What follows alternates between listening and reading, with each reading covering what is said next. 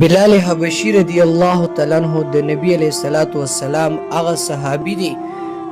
چې د دین اسلام د خاطر بلال حبشي رضی الله تعالی عنہ ډیر تکلیفونه اوچت کړي دي، ډیر مشقتونه برداشت کړي دي او د دین اسلام د خاطر مشقتونه تکلیفونه اوچتولو د هغه برکت دادي چې سبا د قیامت په ورځ به بلال حبشي رضی الله تعالی عنہ د نبی علیہ الصلوۃ والسلام د سورلې مهار به نیولې وي، دی به مخ کې وي، نبی علیہ السلام به په سورلې باندې سور وي او جنت ته به د نبی علیہ الصلوۃ والسلام سره روان وي.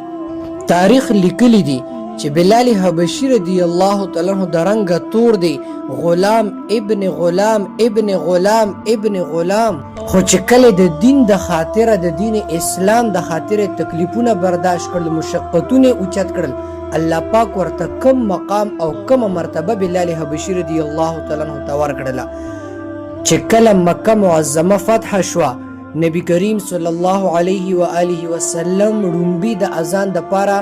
اعلان وکړ چې اذان وکړي. بلال حبشي رضی الله تعالی عنہ ته आवाज وکړ چې اے بلال راشه او د دې خانه کعبه په چت باندې ودرېږه او اذان وکړه. صحابه کرام حیران دي. بلال حبشي رضی الله تعالی عنہ وایي